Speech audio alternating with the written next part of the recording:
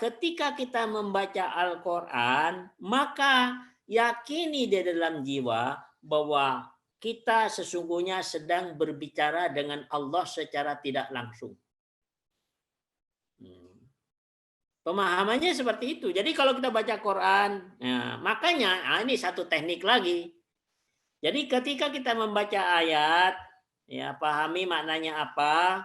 Kemudian kalau kita tidak mengerti, tanya sama Allah. Perasaan kita mi'raj kepada Allah, apa ini ya Allah? Gitu.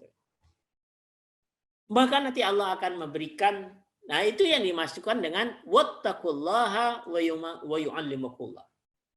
Jadi cara mempelajari Al-Quran itu seperti itu.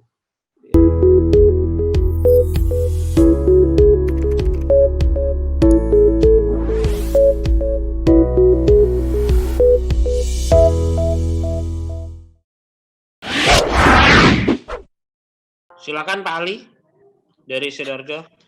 Ya.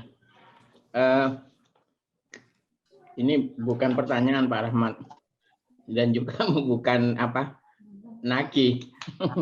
Itu musibah karena kita kurangnya berinteraksi dengan Al-Quran.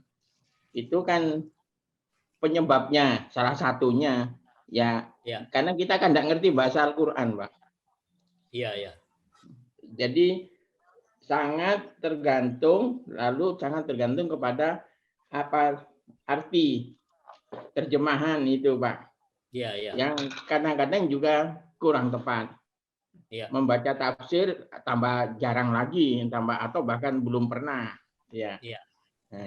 Dulu lalu ini makanya tadi bukan kapan Pak Rahmat mau memberi pelajaran tentang itu, Pak, membaca terjemahan Al-Quran yang langsung, sehingga kita kata dulu membaca ayat Al-Quran kita sudah langsung membaca. Jadi metode yang bisa praktis, cepat gitu loh, Pak, dan dapat segera ditangkap atau dimaknai maknanya. Iya. Rencananya Pak Rahmat aja gitu. Ya. Jadi begini Pak, memang mau nggak mau kita harus masuk ke dalam bahasanya ya. Bahasa Al-Quran itu bahasa Arab. Begini sesungguhnya, ketika orang belajar bahasa Arab, maka ini memori kita tuh wah sulit itu. Itu kan? Belajar nahwu sorof, wah itu bahasa sulit ya. Nah, ini sesungguhnya yang salah. Karena sesungguhnya perkataan sulit itulah yang diungkapkan oleh manusia. Ya kan? Padahal sesungguhnya gampang Pak, bahasa Arab tuh gampang. Saya mempunyai metode ya mungkin ya ini ini metode penemuan saya sendiri Pak. Artinya ada belajar bahasa Arab yang super mudah. Jadi sesungguhnya kata sulit, SULIT, itu harus di-delete Pak, harus dihapus gitu. Insya Allah saya punya metode yang super gampang. Itu satu. Kemudian yang kedua, maka Al-Quran itu, ayat itu, kalau ada satu ayat, maka penjelasan itu nanti akan ada penjelasan di ayat yang lain. Di ayat yang lain. Jadi sekaligus nanti ya belajar bahasa itu sekaligus belajar bagaimana mentafsirkan. Jadi bukan kita Pak yang mentafsirkan. Jadi yang ayat itu nanti yang akan mentafsirkan atau menjawab, atau ayat itu dijawab dengan ayat yang lain. Gampang itu Pak, semuanya ilmunya itu. Betul-betul gampang gitu. Artinya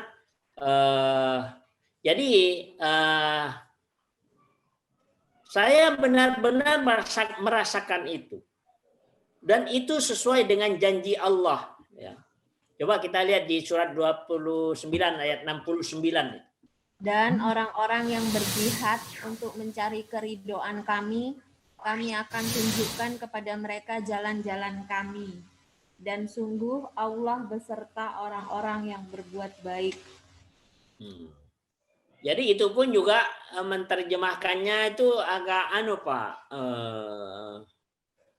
Antara terjemahan dengan substansi ayatnya itu masih kurang pas. Jadi bahasa aslinya walladzina jahadu. Orang-orang yang bersungguh-sungguh mencari jalanku.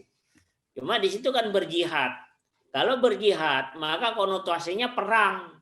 Nah ini yang kadang-kadang nggak ngepas dengan pengertian kita gitu.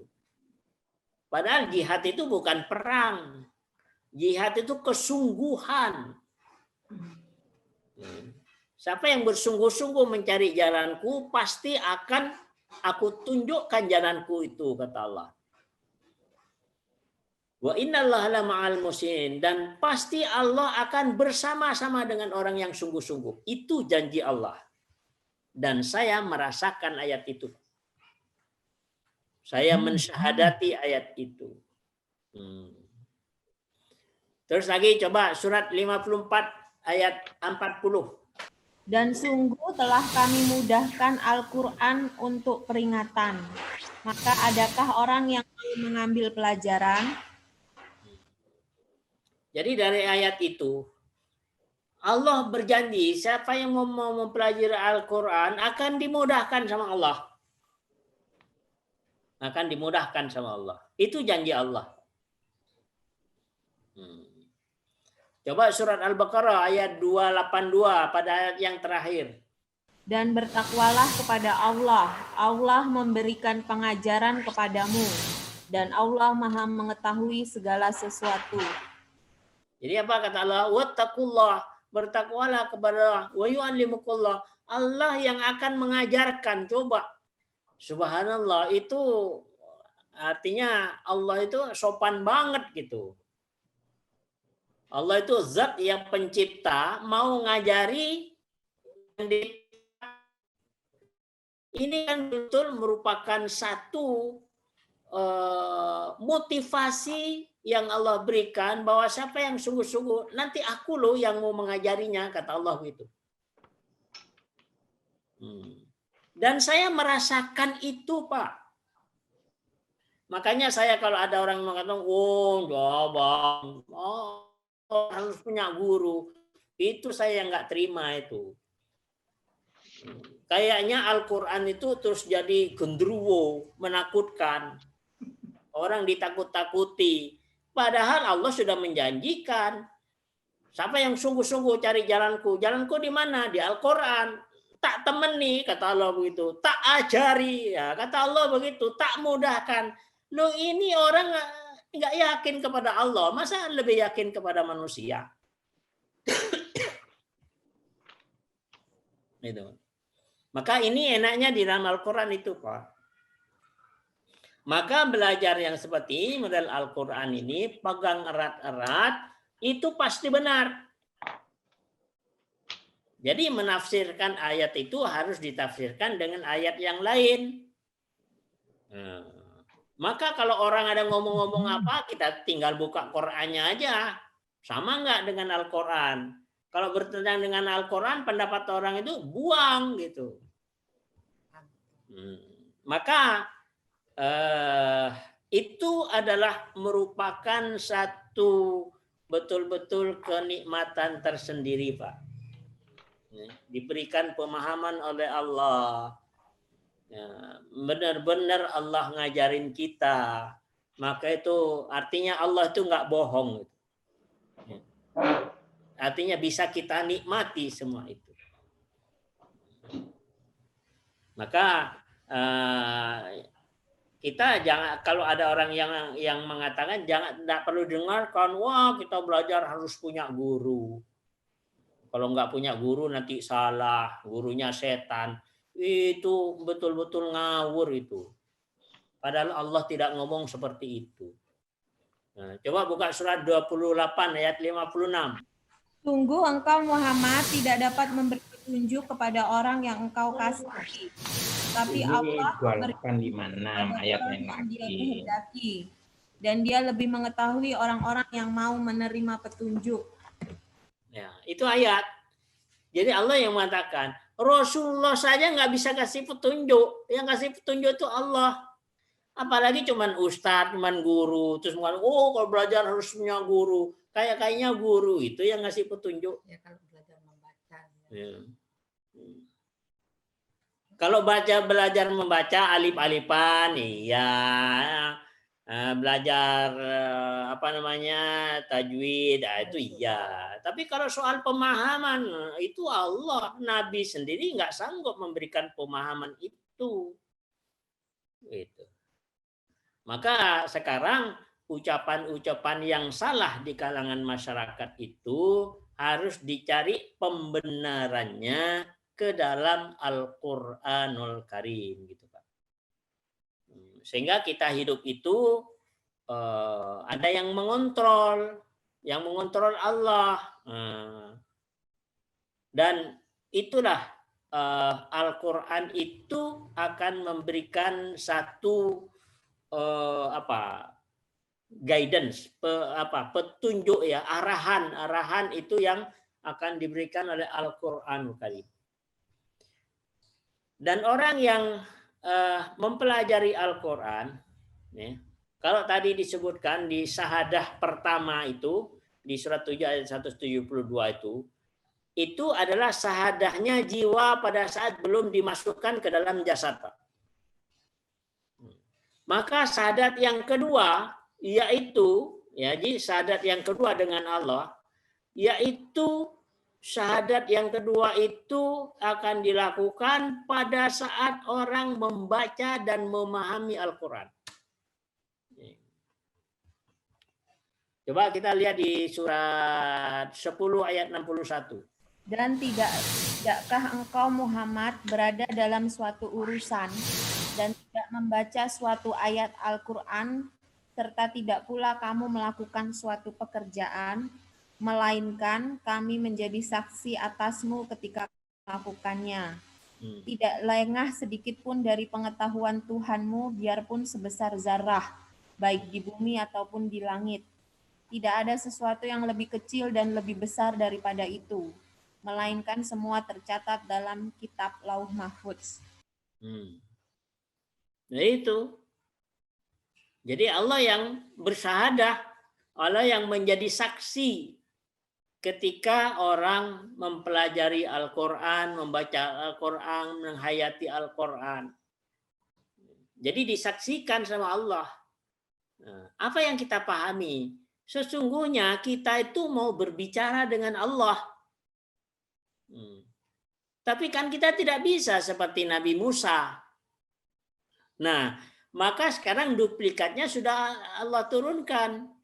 Sehingga apa? Ketika kita membaca Al-Quran, maka yakini di dalam jiwa bahwa kita sesungguhnya sedang berbicara dengan Allah secara tidak langsung.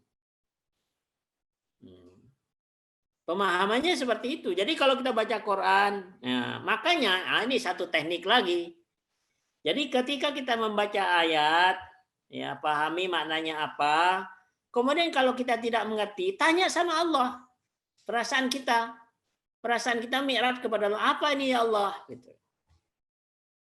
Bahkan nanti Allah akan memberikan, nah itu yang dimasukkan dengan wattaqullaha wa yu'allimukullah. Jadi cara mempelajari Al-Quran itu seperti itu. Ya. Jadi nanti betul-betul diajari sama Allah. Ya, yang tadinya kita tidak paham, maka Allah akan berikan satu kepahaman yang tidak pernah kita rasakan sebelumnya. Itu luar biasa. Jadi Al-Quran ini dia punya mukjizat gitu. Ya, dan Al-Quran ini memberikan syafaat. Ya. Maka syafaat itu yang harus tidak boleh kita sia-siakan. Ya. Syafaat yang terbesar itu adalah Al-Qur'anul Karim. Baru yang kedua Rasulullah. Karena Al-Quran ini ucapan Allah. Rasulullah itu dimuliakan karena Rasulullah membawakan ucapan Allah, maka Rasulullah dimuliakan. Nah, kita pun juga begitu. Kalau kita ingin dimuliakan oleh Allah, ya, maka perbanyaklah berinteraksi, berbicara dengan Allah. Bagaimana berbicara dengan Allah? Nah, bacalah itu duplikatnya. Duplikat pembicaraan atau Al-Quran, perbanyaklah berinteraksi di situ, maka itu secara hakiki sama dengan kita berbicara dengan Allah Subhanahu wa taala. Sehingga ketika kita baca Al-Quran ada sesuatu hal yang kurang paham, tanya aja sama Allah. Nanti pasti Allah akan berikan pemahaman langsung dari Allah. Karena yang memberikan pemahaman itu Allah. Ya. Nabi saja tidak diberikan hak untuk memberikan pemahaman kepada umatnya. Tapi yang memberikan pemahaman dan yang tahu siapa yang pantas mendapatkan petunjuk atau tidak, itu hanyalah Allah Subhanahu wa taala. Jadi insya Allah Pak Ali, ya, tunggu tanggal mainnya Pak, insya Allah nanti mudah-mudahan kita masih dipanjangkan umur Pak. Amin, amin. Terima kasih Pak Rahman. Ya. Insya Allah nanti kita semuanya saya di sini di Jakarta juga gitu, sudah saya upayakan itu, saya sudah menanam benih, mudah-mudahan benih itu bisa tumbuh. Insya Allah nanti tinggal di Jawa Timur Pak, insya Allah. Ya. Karena itu kenikmatan yang luar biasa Pak. Ya, rasanya dunia seisinya itu tidak ada nilai, ya, kecuali benar-benar paham dengan pembicaraan Allah, ucapan Allah itu luar biasa nikmatnya gitu. Barangkali itu Pak Ali, wallahu a'lam.